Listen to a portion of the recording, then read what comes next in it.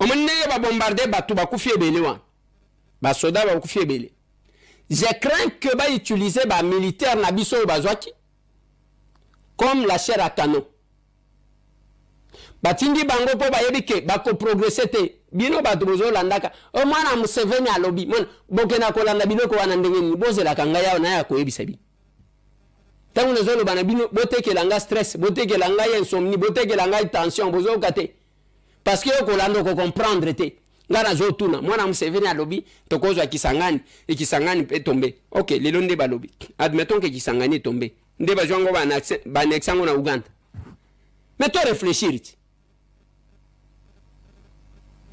Admettons que Kisangani est tombé lelo. Bazwango ba nexango na Rwanda, na Uganda. Bitumba l'Uganda, bien que tozana bango na bakor, boyebi bien que babundisa kabiso parce que bazandenge moko na ba Rwandais, c'est la même chose, c'est ça. C'est ça. Et tant que bazolo bawana bazo profiter na faiblesse na biso. Omeneye ba bombarder batu ba kufi ebele wan. Ba soda ba kufi ebele.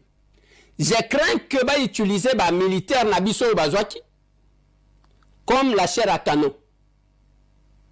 Batindi bango po ba yebike ba ko progresser te. Bino batu bozo landaka. O mwana Museveni alobi. Mon bokena ko landa biloko wana ndenge ni boze la kanga yao na ya ko yebisa bi. Tangu nezolo bana bino boteke langa stress, boteke langa insomnie, boteke langa tension bozo kate. Parce que ko lando ko comprendre te. Ngana zo tuna mwana Museveni alobi tokozwa Kisangani et Kisangani peut tomber. OK, lelo nde balobi. Admettons que Kisangani est tombé. Nde bazwango ba nexango na Uganda. Mais toi réfléchir.